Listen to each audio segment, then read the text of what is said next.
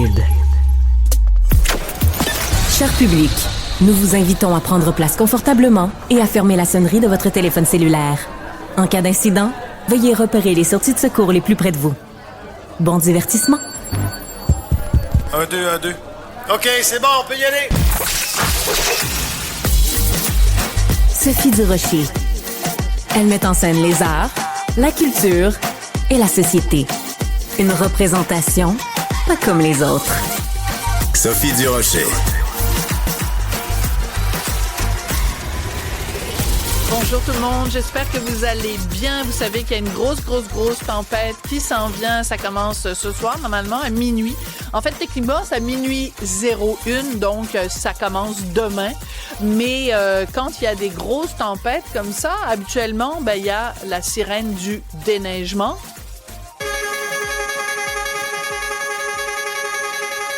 Alors moi, j'ai eu un enfant. Et je pense qu'il y a deux sons que je suis plus capable d'entendre. C'est un enfant qui pleure et la sirène de déneigement. Donc, un petit peu plus tard dans l'émission... Bonjour, Cybèle. Bonjour, Sophie. Un petit peu plus tard dans l'émission, Rémi Villemur va nous dire pour ou contre la sirène de déneigement. Et donc, moi, je pense que ce serait une bonne idée d'inviter les auditeurs à nous dire, eux, ce qu'ils en pensent. Comme ça, on va avoir des bons arguments à confronter avec les arguments de Rémi. Ces temps-ci, toi et Rémi, vous aimez ne pas être d'accord. Alors, j'ai hâte de voir quelle est votre position là-dessus. Écrivez-moi 1-877-827-2346. On est pour ou on est contre les sirènes pour faire déplacer nos voitures quand il y a des grosses tempêtes? Et éventuellement, à l'émission, on fera pour ou contre les pleurs de bébé. Mais malheureusement, on a bien beau être contre. Oui, qu'est-ce que tu veux qu'on fasse? Mais surtout, des fois, quand t'es dans l'avion puis t'as un vol de 18 heures parce que tu t'en vas au Japon. Mais ça, c'est pour ou contre les bébés dans les avions? Mais non, mais là, il faut bien qu'ils voyagent à un moment donné, les enfants. Ils s'en rappelleront même pas, puis ils dérangent tout le monde. Ah, mon Dieu! OK, on fera un débat là-dessus, parce que je sens que... non, je suis sûre que c'était sur mon petit bébé, je dirais que les gens sont indulgents. Et voilà, exactement, t'as tout compris. Alors aujourd'hui, on est le 12 février, c'est une date qui est pas une date comme les autres, parce qu'il y a exactement 12 jours de ça, le 30 janvier. Il y a une cinéaste québécoise, Myriam Véro, réalisatrice, qui a lancé cette idée un peu folle, le 12 février, 2 jours avant la Saint-Valentin, de tomber en amour avec les billets, les spectacles québécois. Myriam Véro est avec nous. Bonjour Myriam. Bonjour Sophie. Est-ce que vous pensiez, Myriam, en lançant cette idée un petit peu en l'air le 30 janvier, que ça aurait autant de répercussions et surtout que autant de gens embarqueraient dans votre idée folle? Honnêtement, non, mais en même temps, je suis pas du genre à me commettre gratuitement sur Facebook. Tu sais, je lance, des fois, il y a des gens qui lancent des idées en l'air, j'en lance des fois, mais tu sais, je me censure quelquefois, j'ai plein d'idées pour arranger les choses parfois, mais celle-ci, je me disais, il me semble qu'elle a un potentiel.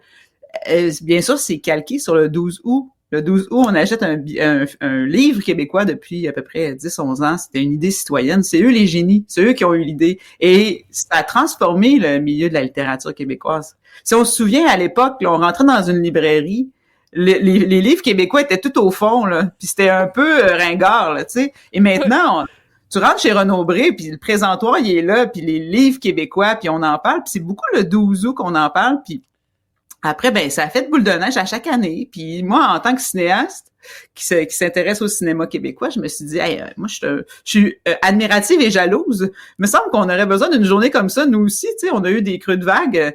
Et puis, mais j'ai jamais osé organiser l'idée ou la lancer. Puis je me dis, il y a peut-être d'autres personnes qui l'ont eu. Mais dernièrement, il y a quelque chose, parce que moi, je réalise en télévision, tu sais, j'ai beaucoup d'amis. Cinquième rang, sorcière présentement. Je suis en train de mettre la touche finale au montage du dernier épisode de la saison 2. Et j'étais avec des amis comédiens, comédiennes, et eux, souvent, ils font du théâtre et de la télé. Et tu sais, des comédiennes incroyables, tu sais, ceux qui sont connus, là, je vais pas nommer de nom, mais tu sais, qui doivent penser à avoir un autre métier parce qu'ils sont pas capables de joindre les deux bouts. Et j'ai déjà été invitée, moi, au Carrousel du film de Rimouski, un festival de films pour enfants qui est incroyable. Quelle belle mission que faire découvrir le cinéma mondial aux enfants. Ils ont mis la clé sous la porte, ils ont fermé parce que ils ont plus d'argent. Alors, tout ça accumulé, plus les nouvelles internationales avec ce qui se passe aux États-Unis, et leur idée folle de nous annexer, je me suis dit, mon Dieu, que c'est angoissant ces temps-ci. Et qu'est-ce qui nous distingue, nous, Tu sais, qu'est-ce qu'on a à offrir contre ces Américains? Ben, c'est peut-être ce tissu social-là, les liens qu'on a et notre culture. Ça, ils peuvent pas nous l'enlever. Donc, tu sais, ils peuvent jouer avec nous sur l'acier et l'aluminium, tu sais. Mais pour la culture québécoise, il y en a juste une et c'est la nôtre. Et ça, ils pourront pas y toucher. Donc, ça nous distingue. Puis en plus, la culture, là, c'est assez formidable parce que la matière première, tu sais, c'est pas des minerais, c'est pas du pétrole, tu sais, c'est notre cerveau. Avec une matière première, on crée un produit que les gens consomment. C'est une économie circulaire. L'argent qu'on investit là-dedans, ça va direct dans nos poches. C'est un domino qui, tu sais, s'il y a un théâtre qui ferme, ben c'est le restaurant à côté qui ferme aussi. Puis tu sais, il y a quelque chose où les gens se rendent pas compte à quel point c'est dans tous les aspects de leur vie. Donc, j'avais le goût d'être un peu avec les artistes qui demandent des sous au Conseil des arts puis au gouvernement parce que j'appuie ces demandes-là. Mais je me suis dit, si ça vient des citoyens, si les citoyens ordinaires, pas les artistes, tu sais, ceux qui consomment les shows, qui vont voir des shows d'humour, qui vont voir de la danse, qui vont voir du théâtre, tout ça, disent ben nous on aime ça, nous on a peur de la perdre cette culture-là, ce domaine, ce milieu artistique-là, c'est cher à nous. Donc, il y a un côté un peu de déclaration d'amour envers notre culture québécoise. Absolument. Puis en plus, ça tombe donc bien. C'est juste avant la Saint-Valentin. Et d'ailleurs, la vitrine dont, Cybèle, tu nous avais parlé tout récemment, qui est un site où on retrouve plein de suggestions de sorties à travers le Québec, ben, ils ont demandé à Guylaine Tremblay de faire justement une petite vidéo spéciale pour la journée du 12 février. On en écoute un petit extrait. Je vais vous parler de quelque chose d'extraordinaire. Le 12 février, on achète un billet pour une sortie culturelle québécoise. Ça, c'est une idée extraordinaire de la cinéaste Myriam Véro qui nous propose cette action-là pour aider, évidemment, les artistes et la culture d'ici. Et à la vitrine, ben évidemment, on se joint à Myriam pour promouvoir cette idée-là. Alors, ce que je vous propose... Alors, elle a vraiment l'air de geler. Donc, on remercie Guylaine Tremblay. As-tu l'air d'avoir froid dans cette vidéo-là? C'était épouvantable. On voit de la... Et aujourd'hui, il fait froid aussi. Et aujourd'hui, il fait pas chaud. Aujourd'hui, il fait froid, mais si on achète un billet, on peut aller sur Internet. On n'est pas obligé de sortir aujourd'hui. Voilà. Alors, c'est absolument formidable. Moi, je trouve que vous êtes d'abord, Myriam, une ambassadrice extraordinaire.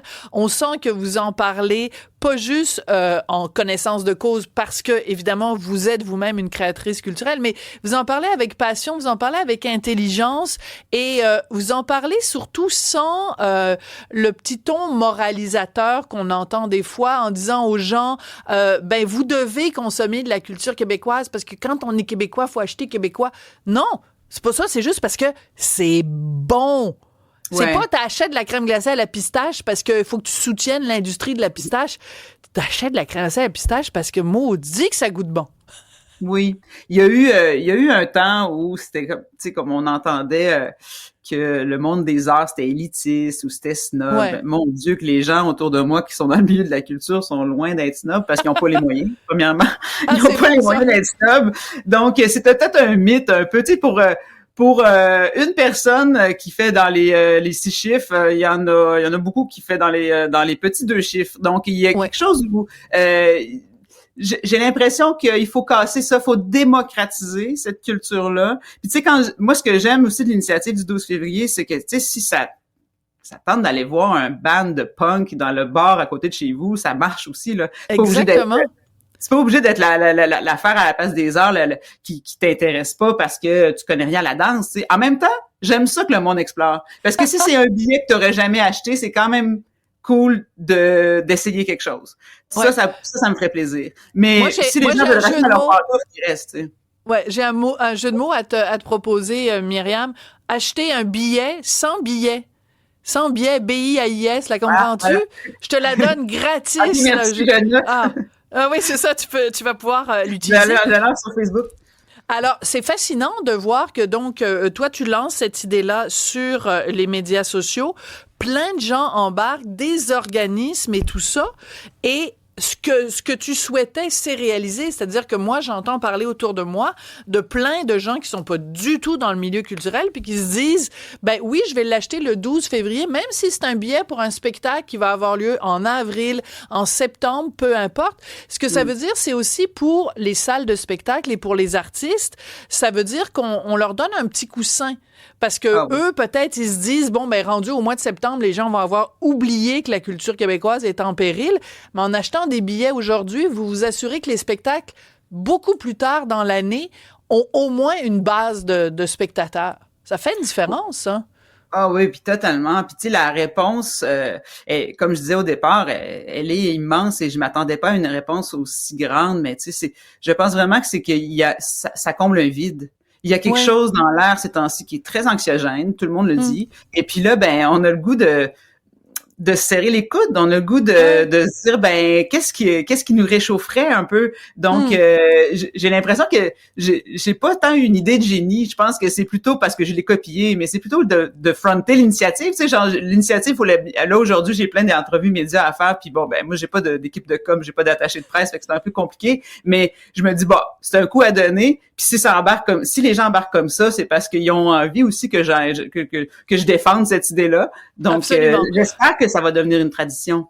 Absolument. Ben, je pense que c'est fait, là. C'est sûr, en 2029, on va être encore en train de se parler. Myriam, tu nous as mentionné que que tu étais en train de travailler sur le dernier épisode de la 2e saison de Sorcières. Beaucoup de gens qui adorent cette série-là ont appris avec beaucoup de tristesse que c'était fini, qu'il n'y aurait pas de 3e saison. Hugo Dumas, dans la presse, a écrit que c'était un petit peu plate parce que bon, on se retrouve avec plein de bouts d'histoire qui seront pas bien terminés. Donc, je te donne l'occasion de ventiler ta frustration. Oui, mais je vais ventiler ma frustration, mais je vais quand même dire que ne décrochez pas avant le dernier épisode parce que il y a vraiment beaucoup d'intrigues qui se nouent, un peu plus que qu'est-ce que Hugo dit. Ouais, bon. Je pense que les gens vont en avoir à se mettre sous la dent. Bien sûr qu'il y a des intrigues qu'on aurait pu poursuivre, mais toutes les intrigues qui ces temps-ci là chicotent les téléspectateurs, on a vraiment des réponses à ça et les derniers épisodes sont super bons, on s'est vraiment donné, on a tourné ça au mois de janvier, on ne savait pas encore qu'on revenait pas, on se donnait là, en se disant qu'on vient une 3e saison. Ouais, j'ai beaucoup d'amis qui ont perdu c'est des emplois supprimés en fait parce que ça sera pas remplacé par une autre émission, ça sera probablement remplacé par une série américaine doublée en français, ce qui est une catastrophe. Mais je pense le 12 février, ça nous aide pas pour les séries télé, mais il faudrait se pencher aussi sur l'audiovisuel. Absolument, puis on aura l'occasion de s'en reparler. Je rappelle que non seulement tu as livré 14 épisodes de la première saison et aussi de la 2e, mais c'est toi qui l'avais démarré comme réalisatrice au développement. Merci pour ça, merci pour ta géniale idée du 12 février. Elle est en promotion toute la journée, pas rien à vendre. C'est quand même spécial. Merci beaucoup de ta générosité. J'ai pas de show de théâtre à vendre, rien. En fait, je remonte en haut, je suis en train de faire le montage de Sorcières pour vrai. Fait que bon, vas-y, dépêche-toi. Merci beaucoup, Myriam. Merci, bonne journée. Sophie Durocher. Un savoureux mélange artistique de culture et d'information. Alors, il y a quelques heures de ça, sur mes comptes Facebook, Twitter, LinkedIn, Instagram et Blue Sky, parce que je suis rendue avec 5 comptes de médias sociaux, j'ai pris une photo de ceci. Donc, moi, je peux pas dire ces mots-là en ondes. Je vais vous l'épeler parce que je suis incapable de dire ça. C'est un petit carton sur lequel est écrit Géla, PLOTTE à terre. Et j'ai pris une photo de ça et j'ai mis ça sur tous mes médias sociaux en disant c'est un indice pour vous dire qui je reçois à mon émission à 14h18. Puis c'est de la fausse information parce qu'en fait, il est 14h20. Alors, c'est une humoriste, elle s'appelle Rachel Elie. Bonjour, Rachel. Allô. Merci pour me recevoir aujourd'hui. Je suis honorée d'être ici. C'est un plaisir parce que moi, je suis allée voir la semaine dernière avec Cybèle. On est allé voir le spectacle de Billy Tellier. Et on est allé manger au restaurant ensemble. On est allé manger une pizza avant le spectacle. Et pendant le spectacle, Cybèle arrête pas de me parler. Elle dit Sophie, il y a une humoriste, c'est une anglophone, tu l'aimerais, elle est super drôle. En tout cas, tu devrais non seulement aller la voir en spectacle, mais tu devrais la recevoir à ton émission. J'étais là, ben oui, parle Cybèle. Mange-la ta pizza au pepperoni. Alors là, on arrive au spectacle de Billy Tellier. Tu fais la première partie. Hein? Voilà. Ça, c'est incroyable. Ouais, vraiment. Alors, on va commencer par toi, Cybèle. Pourquoi tu la trouves si bonne, Rachel Ellie?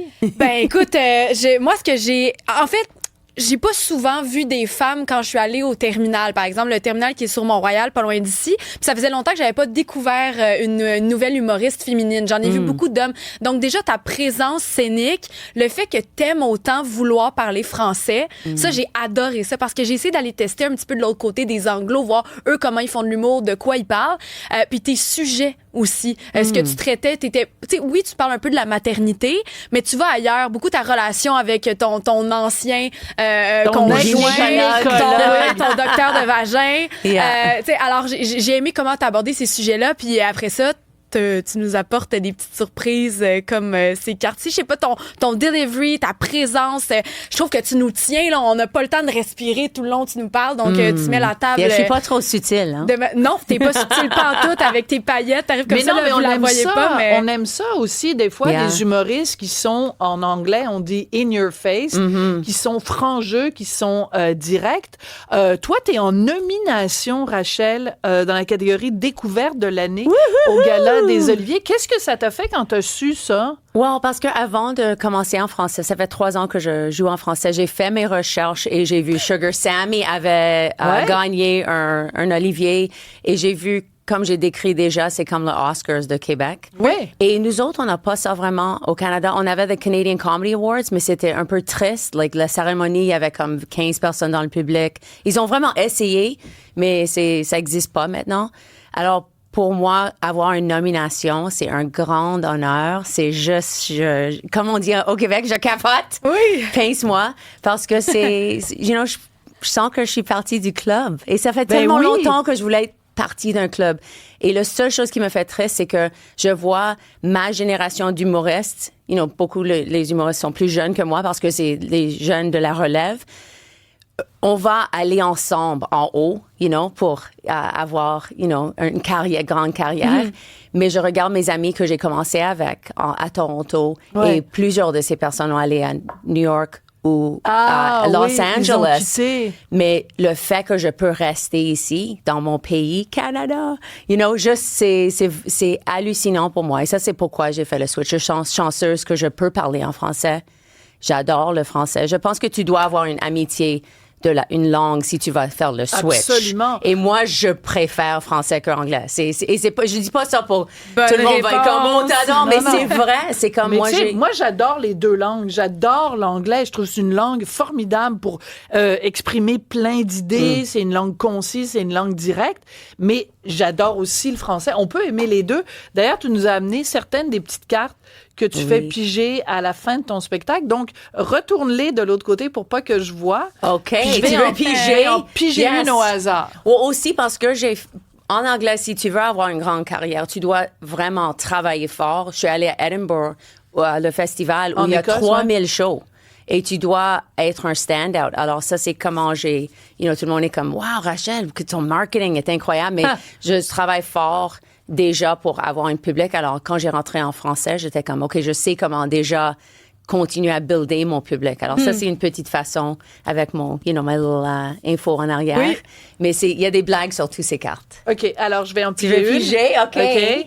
Moi, j'en ai une sur mon frigo. Et ils sont un peu risquées, mais j'ai sorti celles qui sont un peu trop pour un public. Qu'est-ce que t'as pris? Allez, c'est quelle mauvaise idée que j'ai eue. Ah, vas-y. Mais non, je peux pas dire ça. Non, OK, on choisit un autre. Non, celle-là, vas-y. OK, celle-là. Permission de péter. Yes, ça c'est drôle. C'est pour des nouvelles relations, right? Parce que je pense moi, que ça fait 23 ans que je suis mariée. Et est-ce que tu pètes? Qu'est-ce que t'en penses? Oui. Là, franchement. Oui. Mais j'ai entendu des Français de France dire que ça fait 20 ans qu'ils sont ensemble et ils pètent pas. Oui. Mais quand le public, les fesses sont serrées, je dis comment une permission de péter ce soir si tu veux être un bon public. Mais tu sais, des Français, des fois, ça fait 20 ans qu'ils sont ensemble puis ils se disent vous.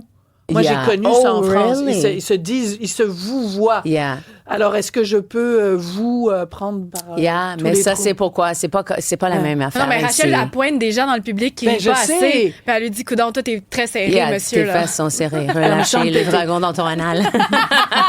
Alors, et l'autre, c'est... Mais ça, je peux pas dire non, tu peux pas. Je suis pas capable. Mais toi, t'es fasciné par les expressions françaises et c'est vrai qu'il y en a plein qui sont rigolotes. Avoir le cul bordé de nouilles. Mais ça, c'est une expression un peu plus française, moins québécoise. Mais c'est vrai que quand tu le traduis en anglais, ça n'a aucun sens. I have my non, même anus full of spaghetti. It doesn't make sense. My ass is lined with noodles. Ou même j'ai le cul béni ou le cul plein de marde. Nous autres, on dit I'm full of shit, but that means tout ce que tu dis, crois pas. Un charlatan. Ici, exact.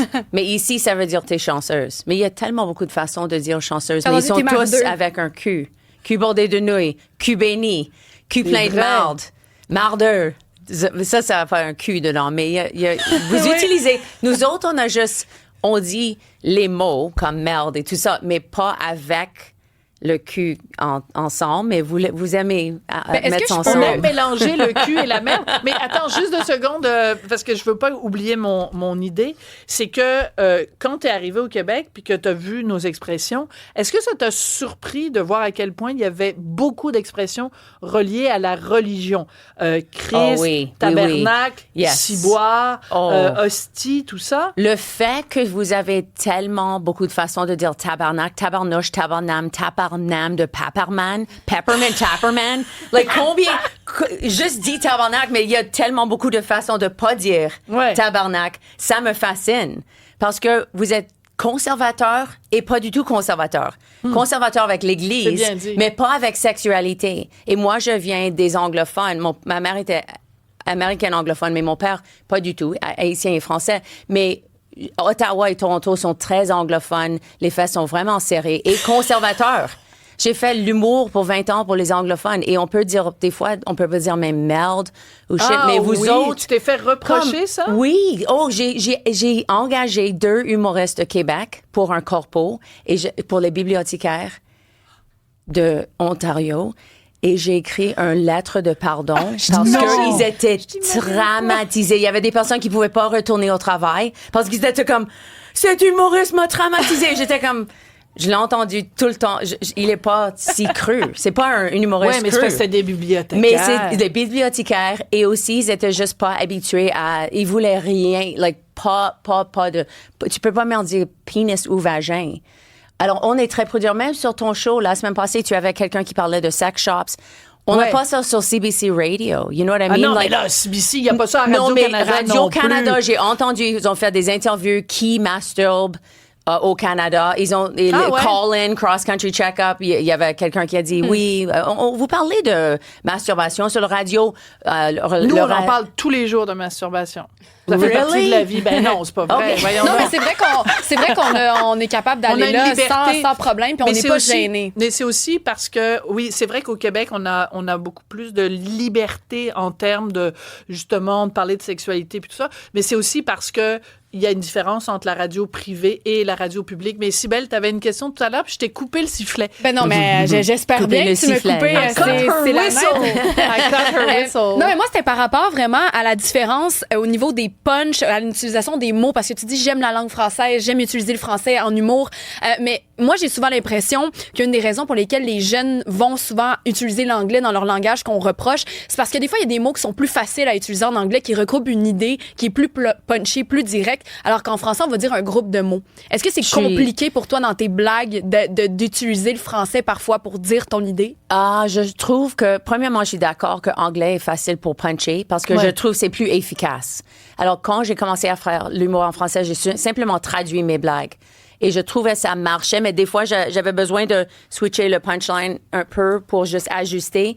Maintenant, la chose que je trouve le plus difficile, premièrement, la chose le plus difficile en français, c'est de retourner en anglais. Ça, c'est le plus difficile parce que notre scène, on paye pas, il n'y a pas le traitement que vous avez ici. Ici, les humoristes sont des rockstars. Au Canada, en anglais, c'est totalement différent. Mais je trouve avec l'humour, écrire des blagues, pour moi, c'est beaucoup plus facile quand je travaille un nouveau blague. Beaucoup plus facile en anglais. J'ai essayé d'écrire en français, il y a trop de mots. J'ai toujours trop de mots et je manque de punch. Pour moi, je dois vraiment roder en anglais. Mais beaucoup de mes blagues, j'ai juste simplement traduit et il marche. Ça fonctionne. Yeah. Alors, moi, j'adore parce que tout le long de l'entrevue, tu as dit « je fais l'humour ». Et moi, à chaque fois que tu disais « je fais l'humour », j'entendais « je fais l'humour ». Je trouve ça savoureux, Rachel Élie. Je vais utiliser ça, merci, j'adore. Oui, il n'y a pas de problème. Tu m'enverras 10% de tes profits. Bon, Merci beaucoup. Merci beaucoup. Merci. Et je vais le lire, la carte. Je suis baisable. Voilà, Oui, je l'ai dit. Bon. Et, by the way, je suis en rodage. Alors, s'il y a des personnes qui veulent venir me voir, je suis Si vous voulez partout voir au Québec. Rachel faire l'humour, un des deux était en nomination catégorie découverte de l'année au Gala des Oliviers. Merci beaucoup, Rachel. Merci, enchantée.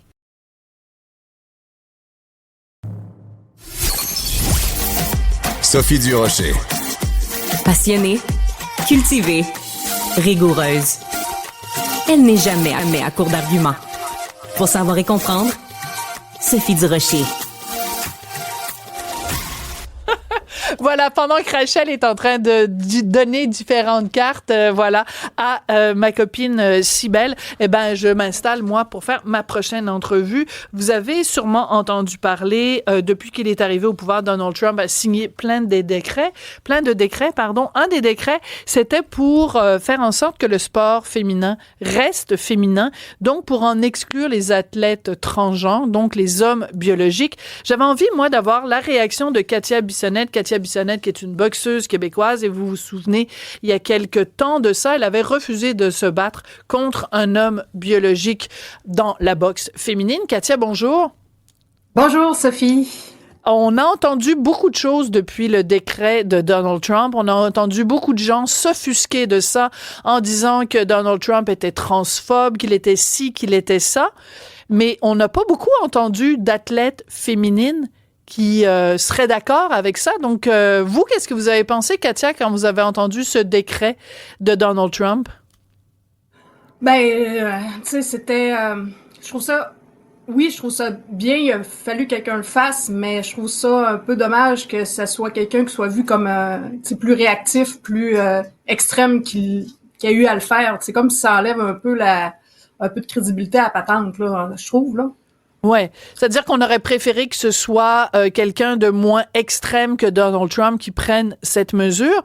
Par contre, je regarde la façon dont les journalistes ont couvert le décret de Donald Trump. Par exemple, je prends un texte de l'agence France Presse, qui normalement est censée être objective dans leur couverture, et eux, ils disent que c'est un signe que c'est une attaque de Donald Trump contre les personnes transgenres. Est-ce que vous pensez que le fait d'interdire aux hommes biologiques de combattre des femmes, est-ce que c'est être contre les personnes transgenres? Non, parce que c'est vraiment juste une question scientifique, là. C'est vraiment la science, c'est des faits, c'est prouvable. Donc le fait, on les exclut, Donald Trump les exclut pas de faire du sport ou même de compétitionner. C'est juste de le faire dans leur catégorie avec les hommes, si, tu sais, dépendamment là à la naissance, le sexe à naissance, là. Ouais. Rappelez-nous, vous, ce qui vous est arrivé et pourquoi vous aviez refusé de vous battre contre l'adversaire qu'on vous proposait sur le ring. Parce que c'est pas tout le monde qui se souvient de votre histoire, Katia. C'est arrivé en 2023 au championnat des Gardes dorées. En fait, moi, j'allais là, puis c'est à peu près une demi-heure, 45 minutes avant que j'embarque sur le ring.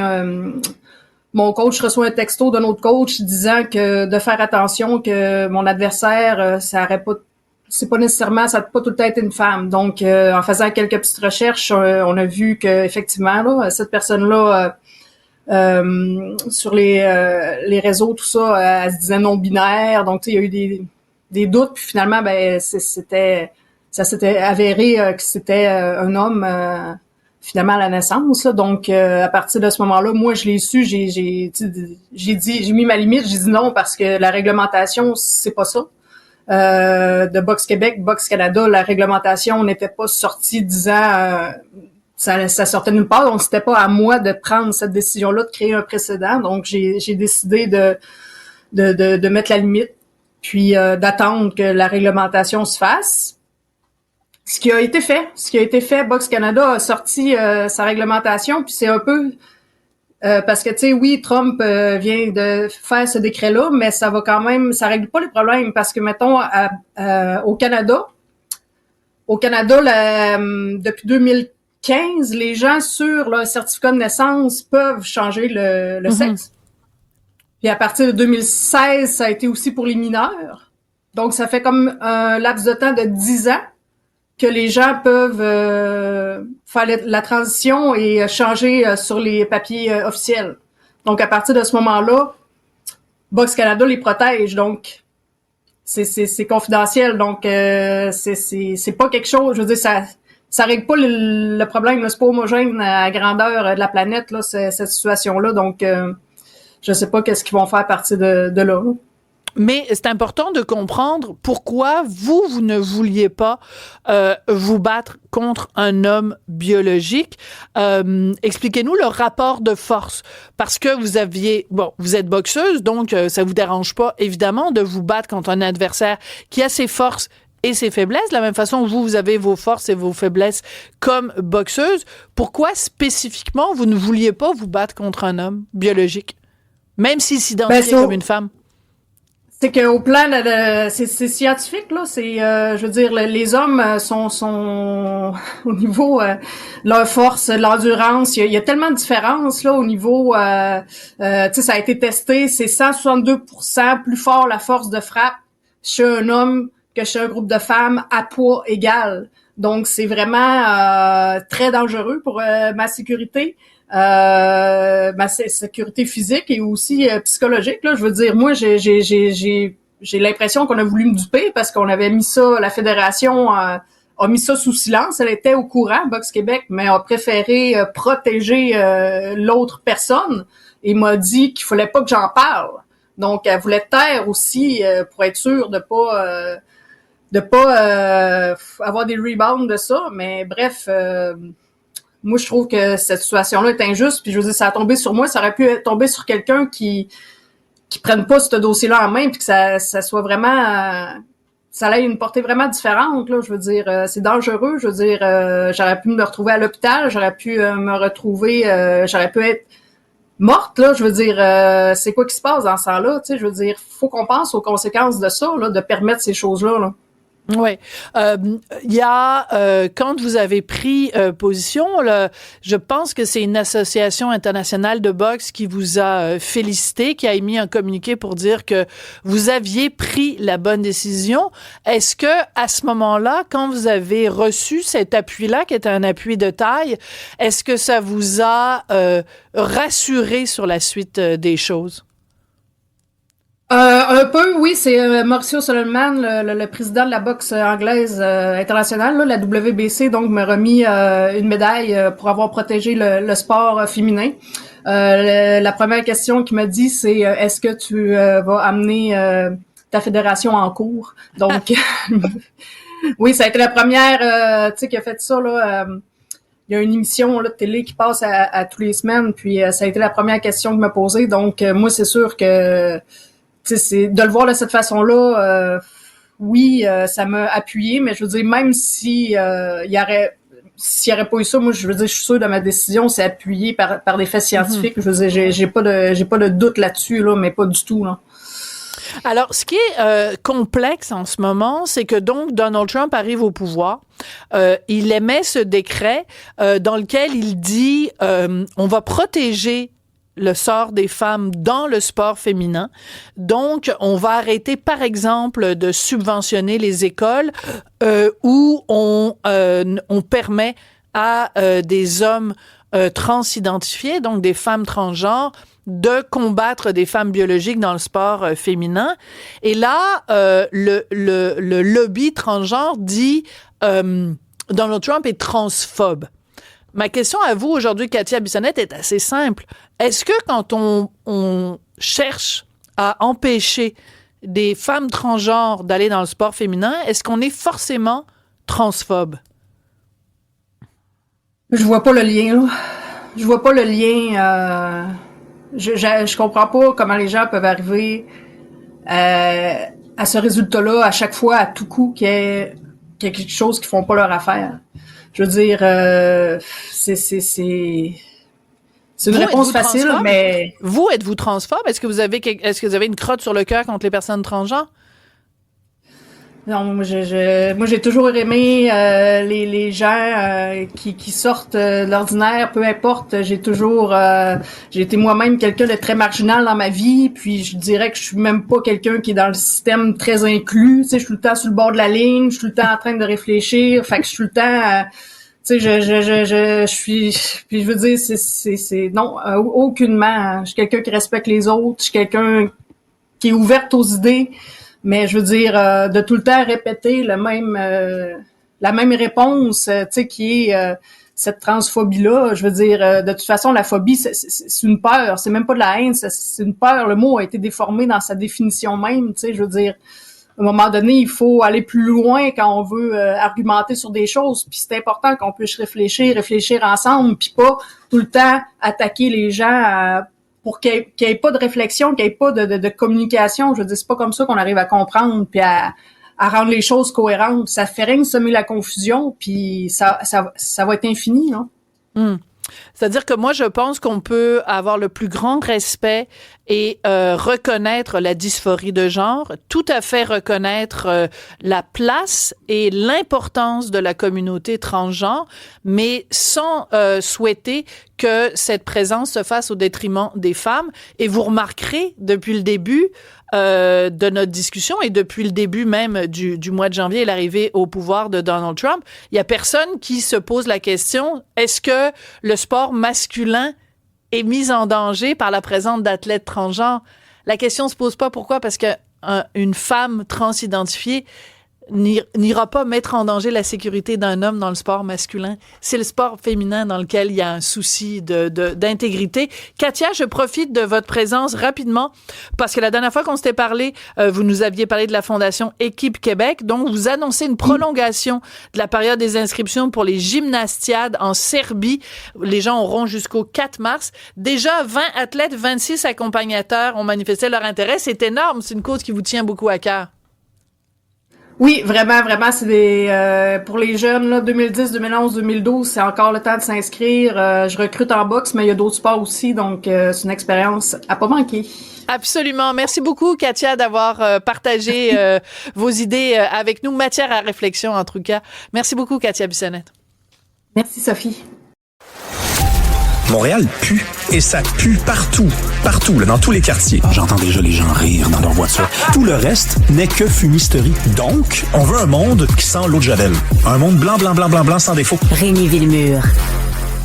Alors, on va vous faire entendre un petit bruit et les gens de Montréal vont le reconnaître. Si vous n'habitez pas à Montréal, vous ne savez pas ce que c'est. Donc, c'est absolument insupportable, invivable, décourageant. Surtout que là, on vous en fait écouter seulement quelques secondes et déjà, voilà, on n'abusera pas, Jean-Philippe. Merci beaucoup à Jean-Philippe Leroux, notre collègue.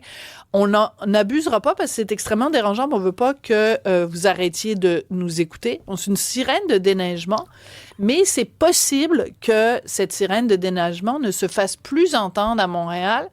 Rémi Villemure, bonjour, ça t'inspire quelque chose? D'abord, pourquoi, d'après toi, c'est à Montréal puis c'est pas dans le reste du Québec? Il y a personne qui est assez fou dans le reste du Québec pour se faire emmerder avec un bruit pareil? Je te surprendrai pas, c'est mon hypothèse. Donc, je pense que là, cette fois-ci, puis ça arrive très souvent, les gens qui viennent de l'extérieur de Montréal ont raison.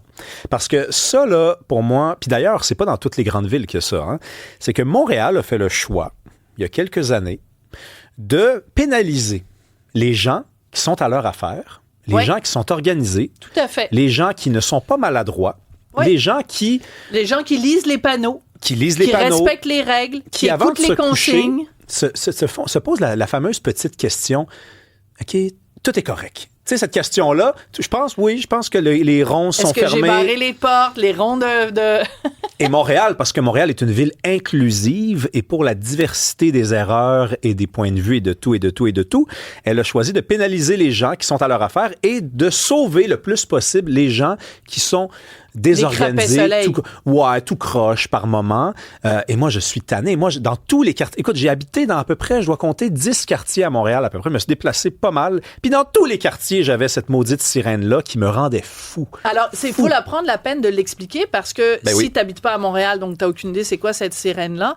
Donc, quand on déneige, mettons, un bord de rue, puis après, on déneige l'autre, ben, le bord où tu n'as pas le droit de te stationner, il y a des poteaux qui te l'indiquent. Mais avant que les camions de déneigement viennent, il y a cette sirène absolument désagréable et détestable qui se fait entendre parfois pendant 1 heure pour prévenir les gens. Mais des fois, c'est tard le soir, les enfants sont couchés ou tu es en train de faire du télétravail, ça t'écoeure. Et d'ailleurs, c'est arrivé récemment, il y a quelqu'un qui a interpellé un gars qui faisait aller sa sirène. On va en écouter un petit extrait, Rémi. Arrête ça, Steven, ça fait 1 heure! Ça fait 1 heure! On s'entend pas dans notre appart parler, esti. Ça fait 1 heure. Soit tu tôt tout le monde ou tu laisses faire, là. Chris, let's go! Ah, mais on s'en fout, là. Tôt tout le monde, là. Ça fait 1 heure que tu sonnes de même. Aller-retour. J'entends rien que ça dans mon appart. Tôt tout le monde, c'est beau. Tôt tout le monde. Alors, ça veut dire remorque tout le monde, puis qu'on en finisse, parce que ça fait 1 heure qu'on l'entend, puis on n'est plus capable. Ah, mais ça, c'est quand ça sonne à 19h, parce que je rappelle donc aux gens qui ne sont pas au courant, il y a les cycles de déneigement, c'est de 7 à 7, là, donc tu as du matin aussi. Donc, ça veut dire que s'il y a une voiture qui est restée stationnée toute la nuit, puis qui devait être partie à 7h du matin, ça va commencer à sonner à 6h45, 6h45. Il y a du monde qui dort à cette heure-là, là, en passant. Moi, ça m'arrive de dormir à cette heure-là. Pour vrai, là. Ça arrive à bien du monde, là, de dormir à cette heure-là, puis c'est désagréable. Mais j'adore ton analyse. Et c'est là qu'on voit que t'es même plus doctorant. Tu as ton doctorat en sociologie. Non. T'as pas encore défendu ta thèse. C'est compliqué un peu, exactement. Bon, en tout cas, je vais quand même t'appeler un doctorant en sociologie. C'est là qu'on voit ton analyse sociologique. C'est que tu es capable d'analyser le pourquoi. Donc, c'est qu'on pénalise les gens qui respectent les règles et on fait suer, mais sur un moyen temps, des gens qui sont des honnêtes citoyens, qui payent leurs taxes municipales et qui demandent rien que d'être tranquilles chez eux. Donc, moi, je suis curieuse, Cybèle, de savoir ce que nos auditeurs et nos auditrices et les auditeurs pensent de la question. Oui, bien, majoritairement, les gens sont contre les sirènes. Bon. Non, sirène, c'est Yves Racicot qui nous dit ça. C'est vraiment une plaie, le bruit à Montréal. Ensuite, il y en a un autre qui propose mettre des amendes salées quand le citoyen est récurrent. Quand ça fait 3 fois, ben, tu l'envoies à fourrière. Les gens vont pouvoir dormir, les bébés aussi. Donc, lui, il est plutôt pour pénaliser ceux qui font chier le reste. Ah non, ça, j'ai plus le droit de dire ça. Non. Pardon, suer. Non, tu l'as dit 2 fois dans la même émission, là, c'est fini. Mais là, faut pas le rappeler à chaque fois. Alain nous dit pas de sirène, on remorque et on donne des contraventions aussi. Voilà, ça, c'est pour les contre. Mais il y en a qui disent autre chose. Marcel Soriol, lui, de Montréal, il nous dit les sirènes de déneigeurs à Saint-Léonard n'ont plus le même son strident, stressant. C'est un son plus relax. Ben oui, ça doit être la fun d'entendre ça. Donc, moi, je sais, c'est à Saint-Léonard, il y a une grosse communauté italienne, alors ils font jouer Conte Partiro la la la la la. C'est Andrea Bocelli qui joue à la place. Ben écoute, je sais pas si c'est ça, mais à ce qui paraît, peut-être si on changeait de sirène, bon, est-ce qu'on trouverait un compromis? Sinon, quelqu'un nous dit Sophie, moi je suis pour les sirènes. Attention, ça fait partie du charme de Montréal et ce n'est que quelques fois par année. De plus, si on les enlève, ben ça fait plus de remorquage et plus de tickets. Aidons les automobilistes au lieu de les pénaliser encore une fois. Écoute, je ne peux pas être en désaccord avec le dernier commentaire. Je suis quand même déjà venu dire à ton émission qu'il y avait une poésie dans l'haleine du matin. Donc, c'est sûr, Dieu, on s'en souvient. Donc, c'est sûr que le charme d'une sirène, je comprends où monsieur ou madame s'en va, mais je suis en profond désaccord. Écoute, évidemment, là, soyons réalistes, là, c'est un bruit qui pénalise les gens qui ont des grosses journées, ont une vie à l'extérieur du travail et payent des loyers de malade mental à Montréal. Et ça, c'est vrai. Et là, tu veux juste un petit peu de temps, pas juste pour dormir, pour méditer, pour te rapprocher de l'être aimé. Ah non, mais des trucs, tu sais, des trucs le fun. Puis, je m'excuse, mais tôt tout le monde, c'est tellement vrai ça, parce que l'hiver, ils amènent pas la voiture, ils apportent pas la voiture à la fourrière, ils font juste la stationner dans une rue. Moi, ils me l'ont expliqué, je me suis déjà renseigné. Écoute, je suis allé jusqu'à sortir et pas à dire tôt tout le monde, mais à poser des questions au monsieur, puis il me disait, tu sais, la réalité, c'est que moi, j'ai la commande de faire ça, mais moi, j'emmène pas la voiture dans une fourrière, je la fais tirer 3 rues par en arrière, fait qu'en 20 minutes, c'est terminé. Ils vont te parker à ta place. C'est là la réponse à la question. Tower, parquet, ticket, tous des mots en anglais de gens qui n'arrêtent pas de dire en français, s'il vous plaît. Ah, je te dis, la nouvelle génération. Oh, elle aime pas ça si belle quand elle se fait prendre. Ben, écoute, c'est vrai que j'aime pas ça me faire prendre dans mes erreurs, mais moi, je pense quand même, des fois, ça fait partie du nouveau vocabulaire aussi, d'intégrer certains mots anglais. Certains mots anglais, certainement. C'est l'influence de Rachel Ellie. Mais c'est vrai qu'ils prennent des fois les voitures, ils les remorquent, ils les mettent dans le truc d'à côté, mais c'est hyper compliqué, il faut que tu appelles. Moi, ce que je dis simplement, je comprends l'argument de notre auditorice qui a dit que ça faisait partie du charme de Montréal. Quand je pense charme de Montréal, je pense les bagels Saint-Viateur, je pense Orange Julep, je pense, mettons, la roue dans le Vieux-Port, même si elle coûte trop cher. L'anneau maintenant dans le centre-ville. Non, l'anneau, ça fait pas partie du charme de Montréal. Il est ridicule, il est laid, il sert à rien. Et il est pas intéressant. Donc, je préférais qu'il y ait autre chose qui signe l'ADN de la ville de Montréal. Mais je suis assez d'accord, d'autant plus qu'on a tellement de raisons de trouver Montréal charmante pour les mauvaises raisons. C'est-à-dire, tu sais, juste ne serait-ce que l'ensemble des trous dans toutes les rues, ça aussi, ça fait partie du charme de Montréal. Donc, on n'a pas besoin d'une sirène. Et moi, je veux juste le rappeler, des fois, ça sonne pour une voiture. Hein? Ça sonne pas pour 25 voitures mal stationnées. C'est une voiture, c'est une personne, c'est une personne qui a été inattentionnée, qui a été un petit peu mélangée. On pénalise toute la rue. Suer tout le monde. Oui. Merci beaucoup, Rémi Villemur. Merci, Cybèle. Tu sais que je t'aime d'amour. Bien sûr. Ben oui, j'ai très hâte. Je t'aime aussi, Sophie. Demain soir, on va manger au restaurant, puis on va aller aller là, justement, à Martineau. Oui, Martineau. Ben oui, on va manger au restaurant avec Martineau et on aura l'occasion d'en reparler demain. Merci beaucoup à vous d'avoir été là. À demain. Kid.